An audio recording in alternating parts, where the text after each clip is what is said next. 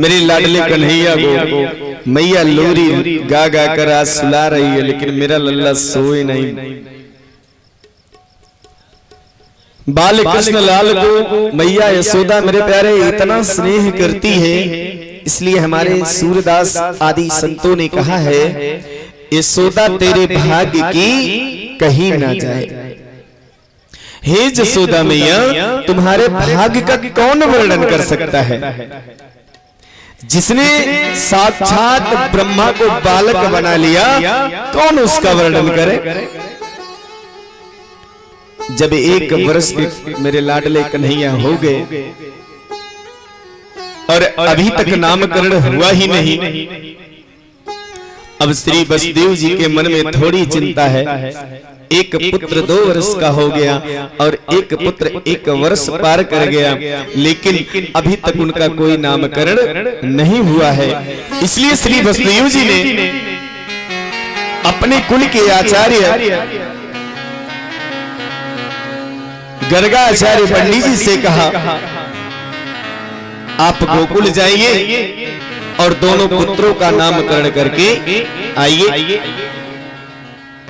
लेकिन नंद जी को ये बात बिल्कुल विदित नहीं हो सके कि छोटा वाला भी मेरा पुत्र है। गर्गाचार्य पंडित जी मेरे प्यारे जब गोकुल में आए, नंद बाबा ने गर्गाचार्य पंडित जी का बड़ा स्वागत किया। आओ महाराज, बड़ी कृपा की आपने, कहां से पधारे? गर्गाचार्य जी बोले अरे कहीं नामकरण करना, कहीं ब्याह कराना, अपना तो यही सब काम है नंद जी। नंद जी बोले चोखी याद दिया वे महाराज, मेरे घर में भी 2 लाला हैं, पर अभी काऊ को नामकरण ना भयो।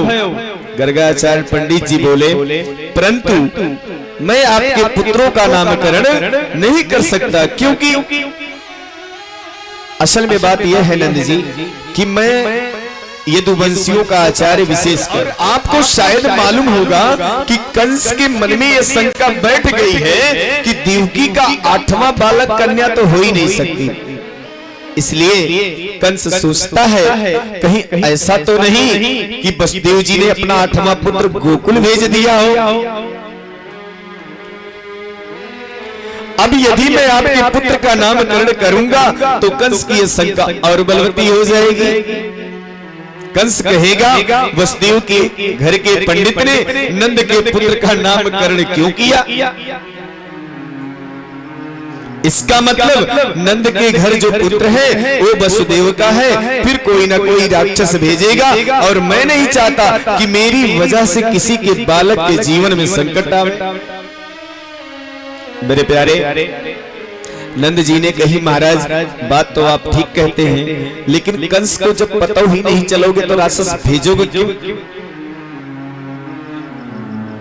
नंद बाबा ने कही महाराज बात तो आप ठीक करते हैं, लेकिन हम कंस को पता तक नहीं चलने देंगे, और जब उसको पता नहीं चलेगा ना मेरे प्यारे तो राक्षस कैसे भेजेगा?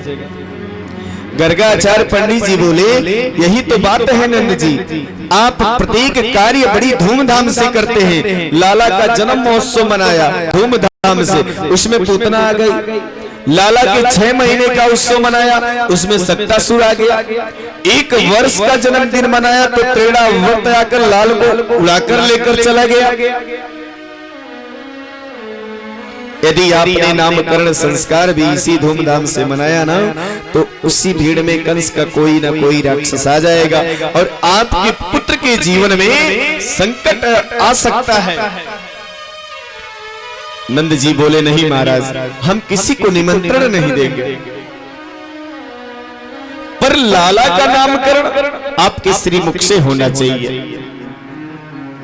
ठीक है, लेकिन किसी को भी निमंत्रण नहीं देंगे। यशोदा जी से नंद बाबा ने आकर कहा देखो देवी, हमारे घर 2 लाला है, पर 2 में से काऊ को नामकरण ना भयो, जल्दी चलो नामकरण करना चाहिए। लेकिन मैया ने सोची ये सच्चा ज्योतिषी है कि नहीं, इसके लिए दोनों माताओं ने क्या किया मेरे प्यारे, दोनों पुत्रों की अदला बदली करके दोनों बैठ गए। मेरे प्यारे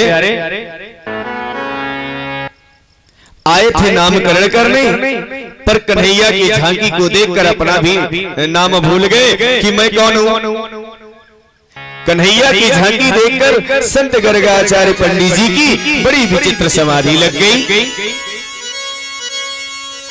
ऐसी अद्भुत समाधि लगी मेरे प्यारे। समाधि दो प्रकार की होती है, आपको बताएं मेरे प्यारे। एक कहते हैं ध्यान समाधि और दूसरी कहते हैं त्राटक समाधि।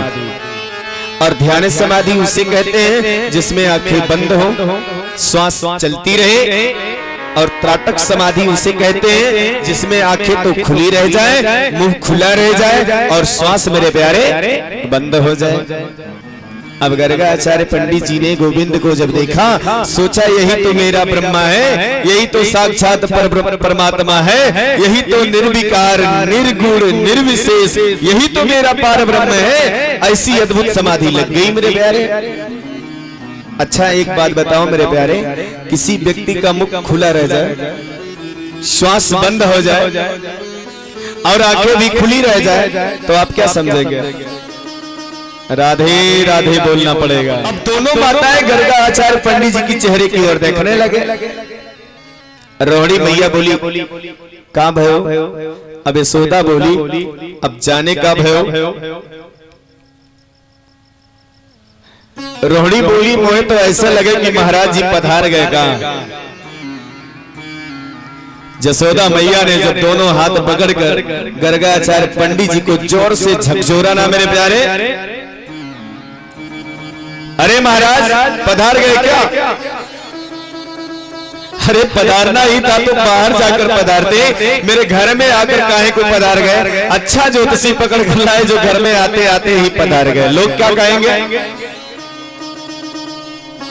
मेरे प्यारे दोनों माताओं ने जब गर्गाचार्य पंडित जी को जोर से झकझोरा ना तो गर्गाचार्य पंडित जी की समाधि टूट गई। बोले क्या हुआ? मैया बोली तुम ठीक ठाक तो हो?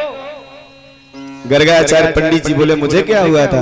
अरे बाबा तुम्हारो मुंह खुले रह गए, आंखें खुली रह गई, ये नुगोड़े श्वास हूं बंद है, हम तो डर गई बाबा।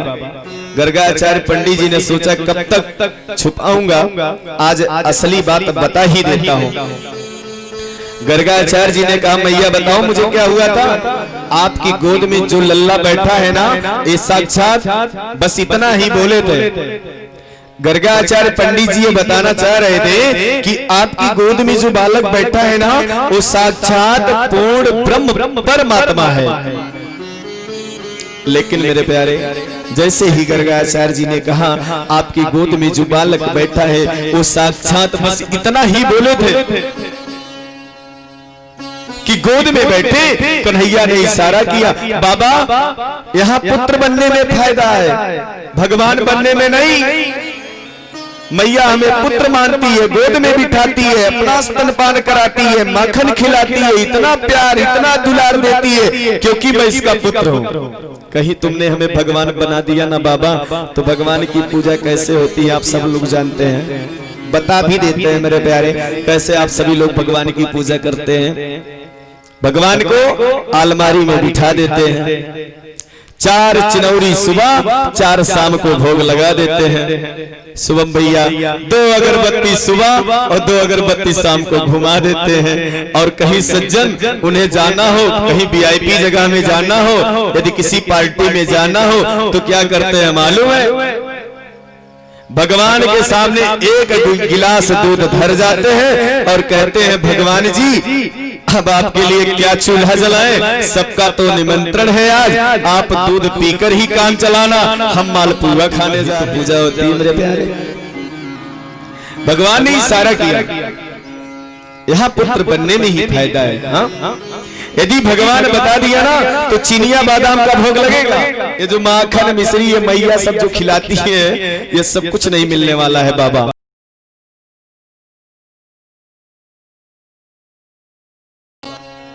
गर्गा बोले आपकी गोद में जो बालक बैठा है वो साक्षात गुणों का खजाना है मैया।